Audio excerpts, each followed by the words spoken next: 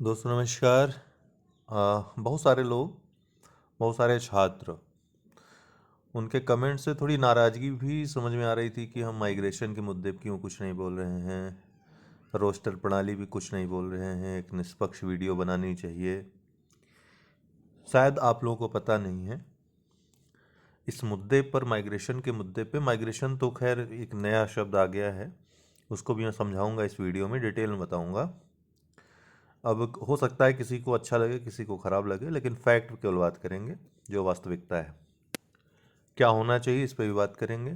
आप लोग स्वयं निर्णय लीजिएगा कि प्रणाली किसके लिए सही है, किसके लिए गलत है। जो भी हो, कुछ भी हो, संवैधानिक चीज़ें होनी चाहिए। संवैधानिक चीज़ें लागू होंगी तो किसी को कोई दिक्कत नहीं होनी चाहिए, चाहे उससे किसी को नुकसान हो रहा हो, चाहे फ़ायदा हो रहा हो। ठीक है, लेकिन कुछ चीज़ें हम आपको ये बताना चाहेंगे कि आप लोगों को, खासकर आरक्षण को लेकर के, ठीक है, चूँकि आप सरकारी नौकरी की तैयारी बहुत ही अपने जुनून के साथ कर रहे हैं, एक लक्ष्य है आपके मन में कि हमको जॉब पानी है, पीसीएस बनना है, आईएएस बनना है, लेकिन ये भी दिमाग में रखना है कि जितने लोगों को आरक्षण मिल रहा है वो सभी को सरकारी नौकरी नहीं मिल सकती है, और जितने लोगों को नहीं मिल रहा है उन सभी को भी सरकारी नौकरी नहीं मिल सकती है। सरकारी नौकरी की घटती जो संख्या है, आपको पता है कि इस समय, चलिए सीटें हैं तो निकल रही हैं, लेकिन 7-8 सालों में लगभग सब भर जाएंगी। नई जनरेशन जब जॉब पा जाएगी तो फिर एक लंबा गैप आ जाएगा, फिर सरकारी नौकरियां इतनी आएंगी नहीं जिस मात्रा में निकल रही हैं। ठीक है, तो आपको एक विकल्प लेकर चलना चाहिए। जितना आरक्षण का ये द्वंद्व है ना, केवल सरकारी नौकरी तक सीमित है। बाकी पूरी दुनिया है, पूरा पूरा आसमान है पाने के लिए। आप अपने लक्ष्य बड़े कर सकते हैं, और उस अनुसार आप मेहनत करेंगे तो आपको मिलेगा ज़रूर चीज़ें। तो पहली बात तो यह है कि आप सीमित सोच मत रखिए, सोच का दायरा बढ़ाइए, सपनों का दायरा बढ़ाइए। सरकारी नौकरी आपको सुरक्षित एक जीवन प्रदान कर सकती है, लेकिन आपको अमीर नहीं बना सकती। टाटा अंबानी नहीं बन सकते आप। ठीक है, तो इसलिए इतना ज़्यादा आपको, बहुत सारे लोग बहुत गलत कदम उठा लेते हैं ऐसे में, सरकारी नौकरी नहीं मिलती तो, या फिर असफल हो जाते हैं तो हर असफलता को एक सीख के रूप में लीजिए, आगे बढ़िए। जीवन में बहुत कुछ है पाने के लिए। यहाँ नहीं सफल हुए तो कहीं और सफल हो जाएंगे। ये हम सभी छात्रों को अपने कहना चाहेंगे। दूसरी बात है कि भाई, किस जाति में कौन पैदा होगा, किस धर्म में कौन जन्म लेगा, और किस देश में, किस क्षेत्र में, किस ग्रह पे यहाँ तक कि कौन जन्म लेगा। ऐसा थोड़ी कि पृथ्वी ही एकमात्र ग्रह है जीवन का। साइंस पढ़ेंगे तो आपको पता चलेगा कि और भी बहुत सारी पृथ्वियाँ होंगी इस ब्रह्मांड में। अनंत ब्रह्मांड है, कोई और छोर नहीं है ब्रह्मांड का। ठीक है, और इसमें फैलाव होता चला जा रहा है। ब्रह्मांड क्या है, विस्तारित होता चला जा रहा है, लगातार विस्तार होता चला जा रहा है, नए नए पिंड बन रहे हैं। ऐसे में ये मान लेना कि सिर्फ पृथ्वी ही सब कुछ है, पृथ्वी पर ही जीवन है, और उसमें भी एक छोटे से देश, एक भाग में आप मार झगड़ा करो छोटी छोटी बात पे। ब्रह्मांड की विशालता जितनी है उतनी अपनी सोच रखिए, तो आपको चीज़ें बहुत छोटी नज़र आएंगी ये सब। ठीक, तो इस सब में उलझिए मत। और आपके हाथ में नहीं है कि आप किस जाति में, किस धर्म में और किस स्थान पे जन्म लोगे। आपके हाथ में नहीं हो सकता। आज जिसका आप विरोध कर रहे हो, जिस धर्म का, जिस जाति का, हो सकता है अगला जन्म, अगर पुनर्जन्म को आप मानते हैं, तो हो सकता है अगले जन्म में आप उसी जाति में, उसी धर्म में पैदा हो जाओ। क्योंकि टिट फॉर टैट का सिद्धांत लागू होता है, प्रकृति लागू करती है, तो हो सकता है ऐसा भी होता हो। इसलिए सामान्य बने रहिए, एकदम शांत रहिए, पॉजिटिव रहिए और आगे बढ़ने का प्रयास करिए। हमको पता है कि ये आप करोगे नहीं, इसलिए आगे बढ़ते हैं, मुद्दे पे आते हैं।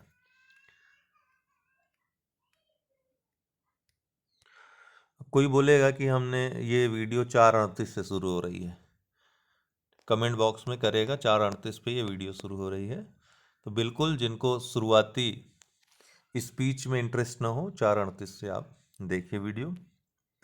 अब मैं आपको बहुत तेज़ी से 2 मिनट में बता दूंगा क्या पूरा मामला है। माइग्रेशन क्या है? माइग्रेशन ये है कि आप यूआर कैटेगरी क्या होती है? ओपन कैटेगरी होती है। ओपन किसके लिए होती है? संविधान क्या कहता है? जो आरक्षण का मौलिक नियम है, यूआर कैटेगरी उसके लिए होती है जिसने आरक्षित श्रेणी वाले किसी कैंडिडेट ने, एक तो अनारक्षित श्रेणी में मतलब जनरल के लिए वो होती है, दूसरा इसमें आरक्षित श्रेणी का वह उम्मीदवार, वह छात्र आ सकता है जिसने यूआर के बराबर कट ऑफ प्राप्त की हो। यही सीधा सा रूल है। लेकिन यदि उसने यूआर से कम कट ऑफ पाई है तो अपनी कैटेगरी की कट ऑफ में वो जाएगा, अगर पाता है तो। सीधी सी बात है, बस इतनी सरल सी बात है। और इसी को माइग्रेशन कहते हैं कि अपनी कट ऑफ में ना आकर के वो यूआर की कट ऑफ में अगर चला जाता है, यूआर के बराबर नंबर पाता है कट ऑफ के, तो यूआर में चला जाता है। ठीक है, उसे अनारक्षित सीट मिल जाती है। इसी को माइग्रेशन कह रहे हैं लोग। यही माइग्रेशन है जो इतना चर्चा में है। अब सवाल ये उठता है कि माइग्रेशन को लेकर विवाद क्यों है? हमने कई वीडियो इसमें बनाए हैं, आप लोग प्लेलिस्ट भी देख सकते हैं। 3-4 वीडियो इस पे मिल जाएंगे आपको। हमने प्लेलिस्ट बना रखी है बाकायदा माइग्रेशन लिख करके, उसमें अपने यूट्यूब पे ही आप उन वीडियोस को भी देख सकते हैं। तो यहाँ मामला क्या है यूपीएससी का, पहले हम आपको बताते हैं सिस्टम क्या है। यूपीएससी में मान लीजिए आप किसी कैटेगरी में, मान लीजिए एससी कैटेगरी में आप हैं, ठीक है। आपको एज रिलैक्सेशन अगर नहीं, मतलब 32 ईयर जो यूआर का एज रिलैक्सेशन है, मतलब यूआर की जो एज लिमिट है, इसके पार अगर आप जाते हो, मतलब एज रिलैक्सेशन ले रहे हो, मतलब कैटेगरी का लाभ ले रहे हो, या यूआर के लिए जो अटेम्प्ट है, 6 अटेम्प्ट है, 7वें में जैसे ही आप जा रहे हो वैसे ही आप अपनी कैटेगरी का लाभ ले रहे हो, तब आपको यूआर में आने का मौका नहीं मिलेगा। आप प्रीलिम्स के पहले ही फॉर्म जब आप भर रहे हो उसी समय आप अपनी कैटेगरी में आ गए। अब आप लास्ट तक अपनी कैटेगरी में रहोगे। मतलब यहां पर आरक्षण का लाभ आपने ले लिया। कब ले लिया? फॉर्म भरते समय ही ले लिया। अब आप अंत तक, अब आपको आरक्षण का मौका दोबारा नहीं मिलेगा। अब आप यूआर में आ ही नहीं सकते हो। ठीक, तो फर्स्ट थिंग ये रही। दूसरी क्या है? यूपीएससी की बात मैं कर रहा हूं, जो सुप्रीम कोर्ट के रूल के अनुसार है। दूसरी बात यह है कि अगर आपने मान लीजिए एससी में फॉर्म भरा, 32 ईयर, अंडर 32 ईयर है, और 6 अटेम्प्ट से कम आपने अभी अटेम्प्ट दिए हैं, इसका मतलब आप यूआर के अंडर में अभी आ रहे हैं। मतलब यूआर के लिए जो एलिजिबिलिटी है वो आपके पास अभी है, बनी हुई है, और आपने अपनी कैटेगरी में फॉर्म भरा है। प्रीलिम्स आपने एग्ज़ाम दिया और आपकी कट ऑफ जो है, आपका जो नंबर है यूआर की कट ऑफ से ज़्यादा है, तब आप प्रीलिम्स में यूआर में चले जाओगे, माइग्रेट कर जाओगे। इसका सीधा सा मतलब है अभी आपका आरक्षण वाला जो है सीट जो है बची हुई है, अभी आप यूआर में compete कर रहे हो। मेंस में आप जाते हो, प्रीलिम्स के बाद मेंस होता है। मेंस में आप फिर से यूआर के बराबर कट ऑफ पा जाते हो, मतलब यूआर कट ऑफ से ज़्यादा, तो आप यूआर कट ऑफ में ही आओगे। और फाइनल जब मेरिट बनती है इंटरव्यू के बाद, उसमें भी आप यूआर कट ऑफ से ज़्यादा पाते हो तो आप यूआर में चले जाओगे। ठीक, इसका मतलब है कि आप ऑल ओवर आपका माइग्रेशन हो गया है, क्योंकि आपने किसी भी स्टेज पे आरक्षण नहीं लिया है। आप यूआर में ही गिने जाओगे, आपको यूआर की सीट मिलेगी फाइनली।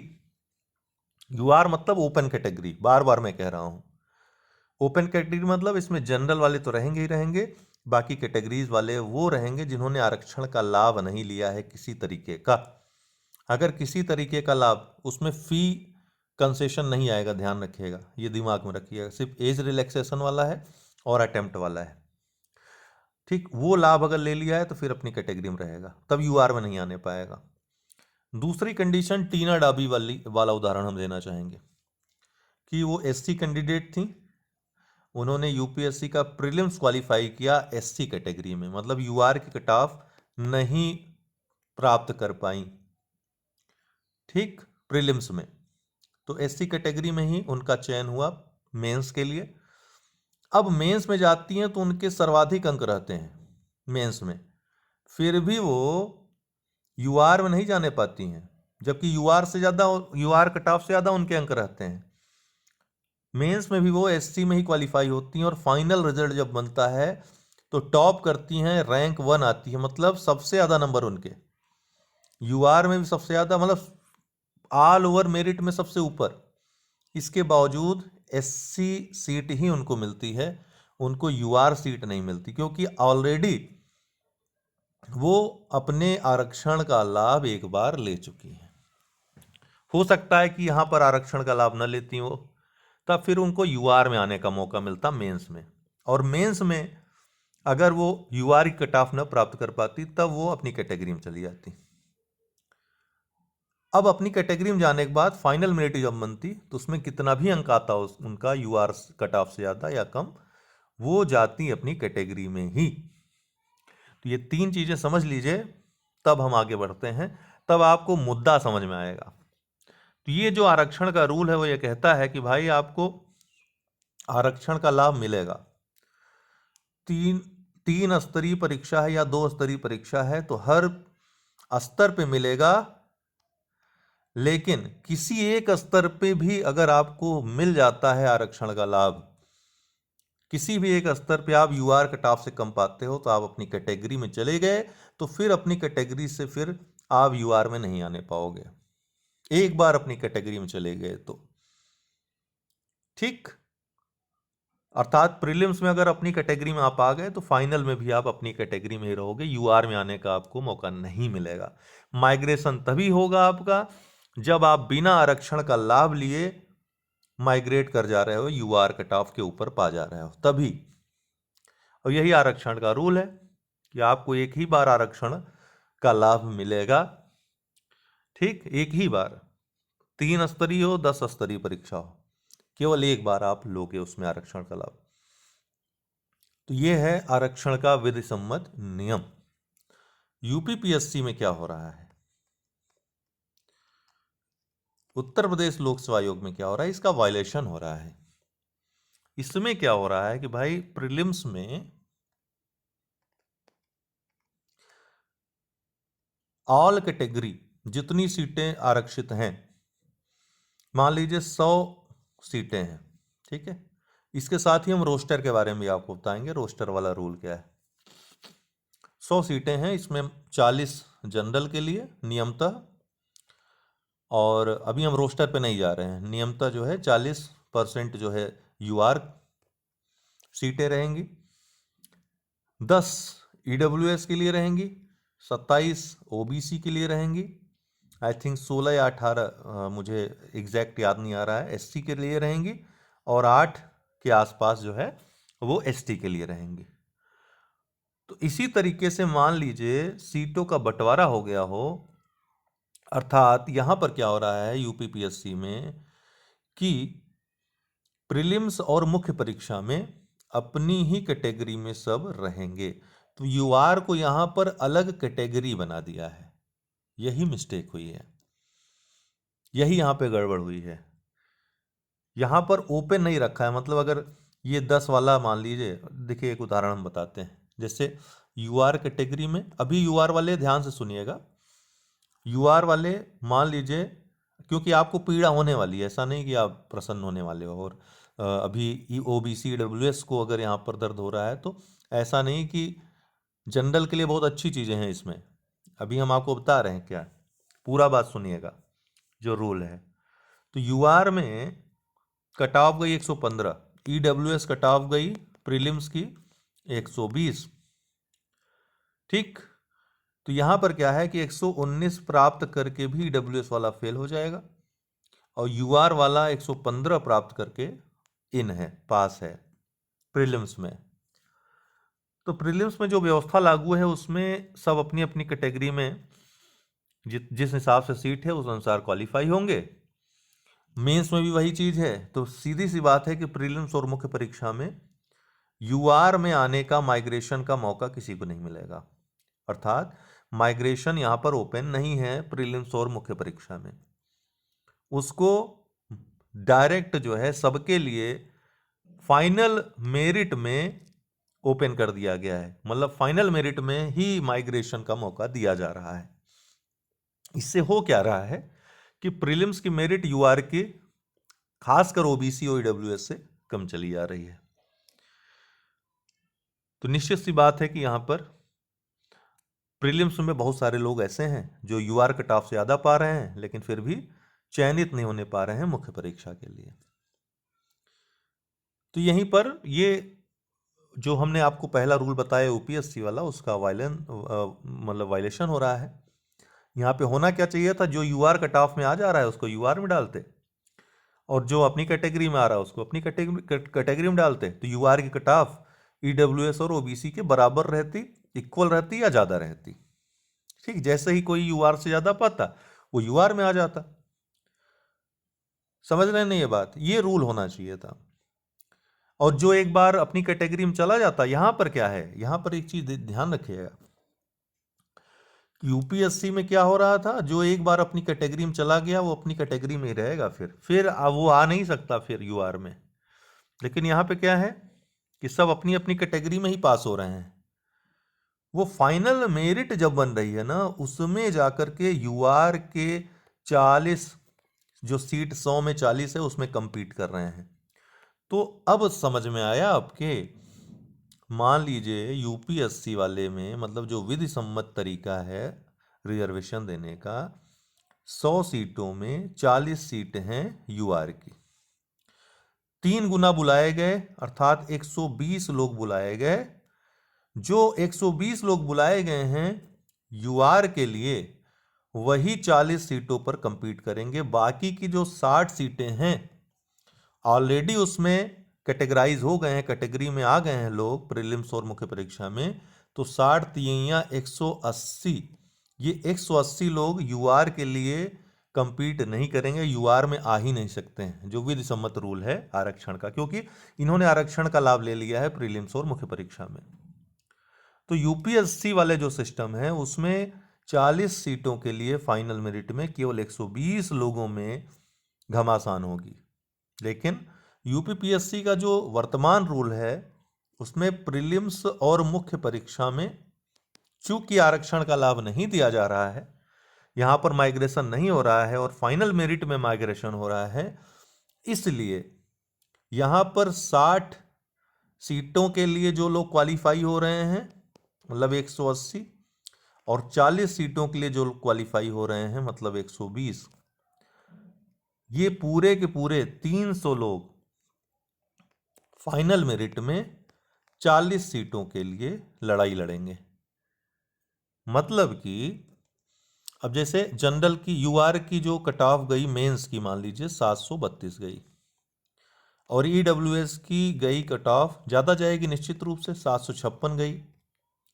अंतर कितना आया? 24 अंकों का, 24 अंकों का अंतर आया। मतलब ईडब्ल्यूएस में जो पास हुआ है मेंस में, वो ऑलरेडी यूआर की कट ऑफ से कम 24 नंबर ज्यादा है, कम से कम 24 नंबर ज्यादा है।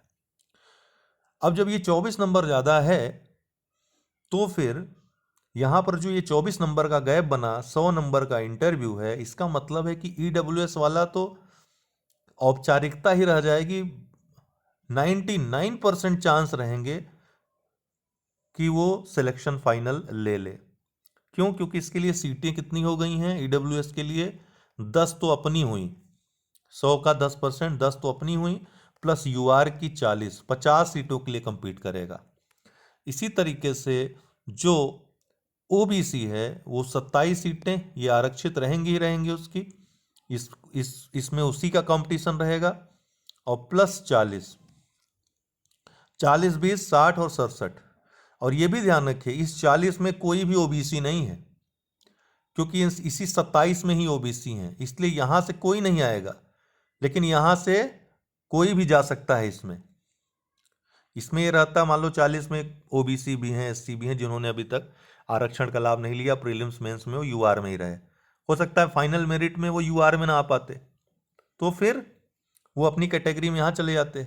इसलिए 27 के लिए जो पास हो रहे हैं, जो फाइनल मेरिट में जा रहे हैं, केवल उन्हीं के लिए 27 सीट रहेगी, 27 81 लोग केवल इसके लिए रहेंगे, और वही 81 लोग इस 40 के लिए भी कंपीट करेंगे। मतलब ये 81 लोग जो 27 त्रिक 81 आ रहे हैं, वो कितने सीटों के लिए कंपीट कर रहे हैं? 40, 20, 60, 67, 81 लोग 67 सीटों के लिए कंपीट करेंगे। आप समझिए कितने चांसेस हो जाएंगे फाइनल मेरिट में उनके सेलेक्ट होने के।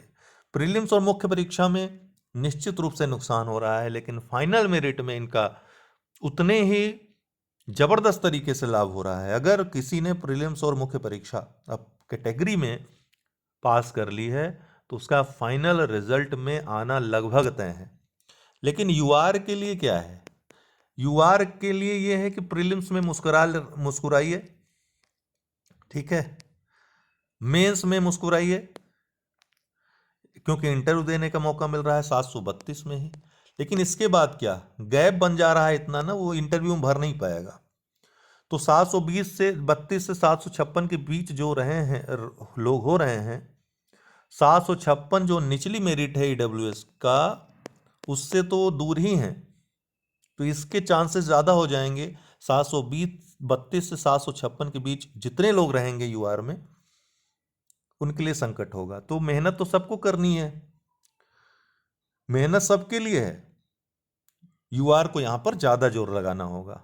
मतलब ओबीसी और ईडब्ल्यूएस से ज़्यादा रहेगा, उसकी कट ऑफ से ज़्यादा रहेगा, तभी सेलेक्ट होंगे, अन्यथा सिलेक्शन के चांसेस न के बराबर हैं। केवल आप इंटरव्यू दे करके प्रसन्न हो सकते हो।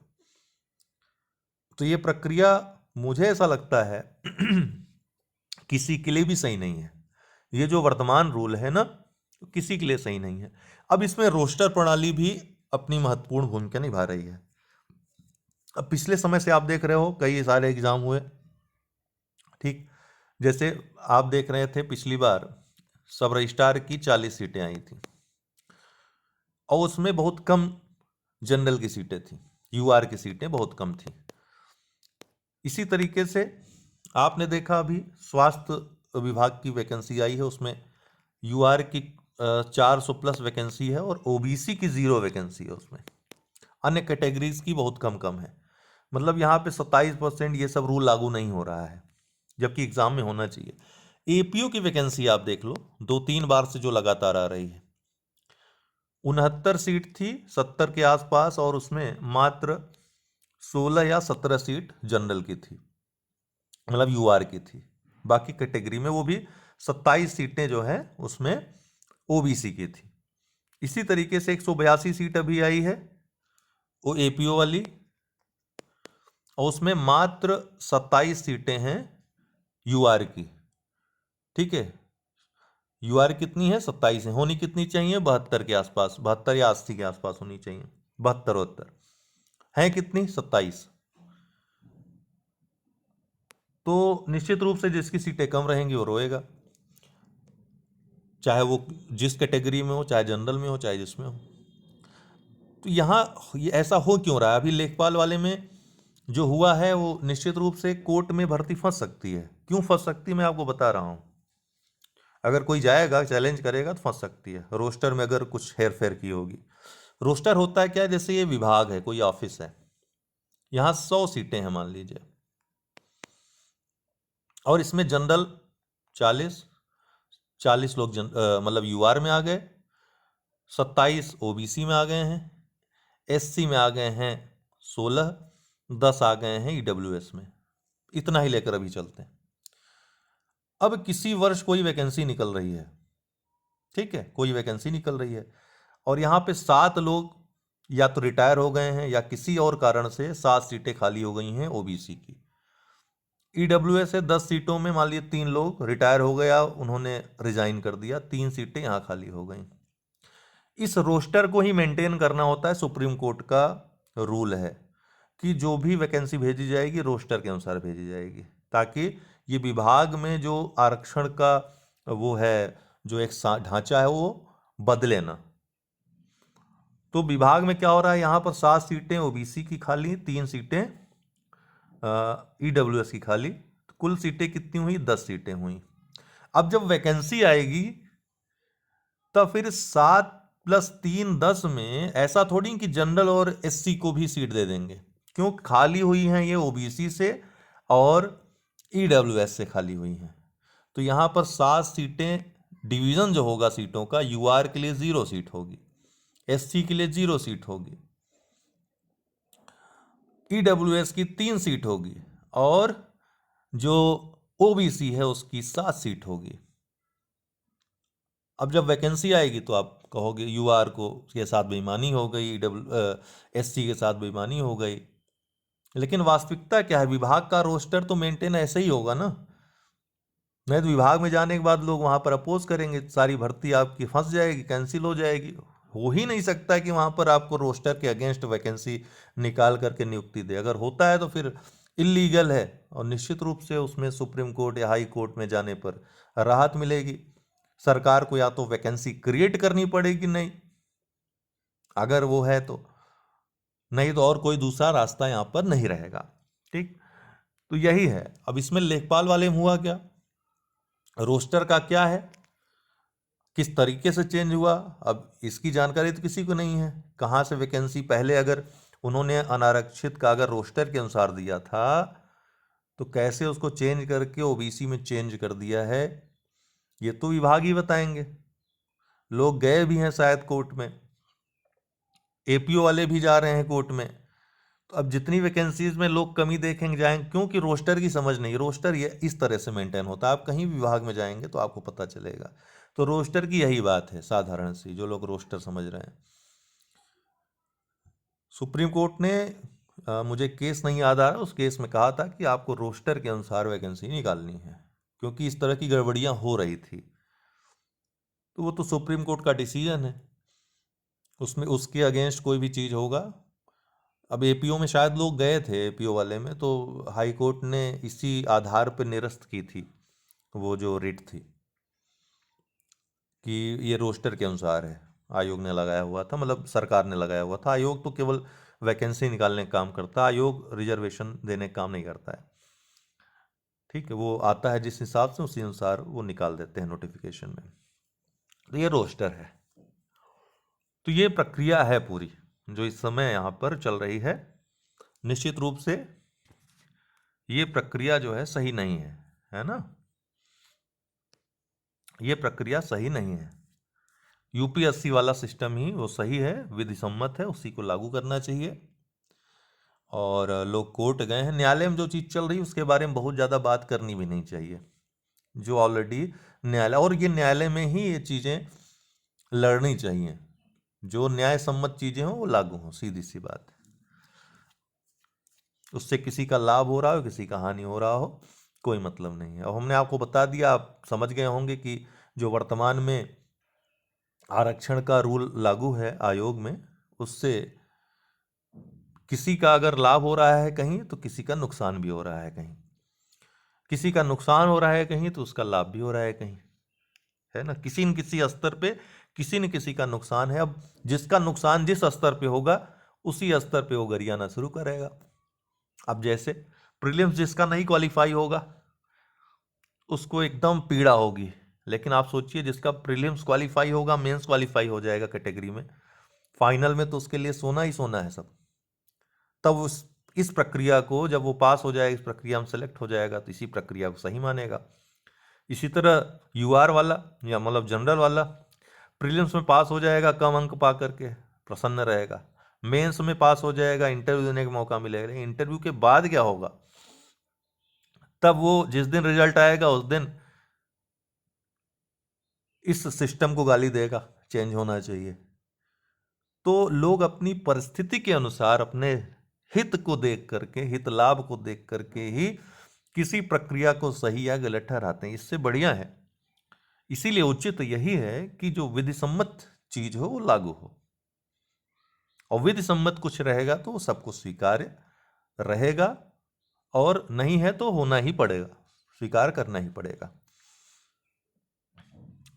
तो ये दोनों चीजें हो गई। अगर आपके मन में कोई भी प्रश्न है, हाँ एक चीज मैं आपको बताना चाहूंगा कि इस बीच त्रिस्तरीय आरक्षण की बात भी लोग करते हैं। ये त्रिस्तरीय आरक्षण एक अलग ही चीज है जो कि असंवैधानिक है पूरी तरीके से। ये पहले एक समय आयोग में लागू की गई थी। इसमें क्या था कि प्रीलिम्स, मुख्य परीक्षा और इंटरव्यू, इन तीनों को एक प्रोसेस न समझ करके तीनों को अलग एग्जाम समझा जा रहा था। मतलब प्रीलिम्स में अगर आपने मान लीजिए SUR कट ऑफ नहीं क्वालिफाई की है तो आप अपनी कैटेगरी में आ जा रहे हो, SC में आ जा रहे हो। फिर आपको मेंस में फिर से अगर आप UR कट ऑफ क्वालिफाई कर रहे हो तो आप UR में आ जा रहे हो, ठीक। अगर नहीं कट ऑफ क्वालिफाई कर रहे हो तो फिर अपनी कैटेगरी में तो रहोगे ही रहोगे।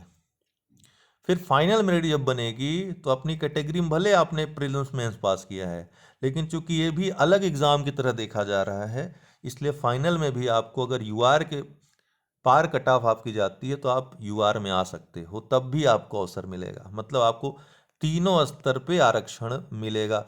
भले ही आपने इसमें भी ले लिया हो, इसमें भी ले लिया हो, आपको तीसरे वाले में भी मौका मिलेगा माइग्रेशन करने का। तो ये आरक्षण की कहते हैं तिहरी प्रणाली इसको कहते हैं, जो कि असंवैधानिक है, पूरी तरीके से गैर संवैधानिक है। इसको सुप्रीम कोर्ट, हाई कोर्ट सबने डिनाई किया। सरकार ने, मुलायम सिंह यादव की सरकार थी, उसने भी इसको वापस लिया था, इसको रद्द किया था उस समय, और इसी के खिलाफ वो आंदोलन चला था।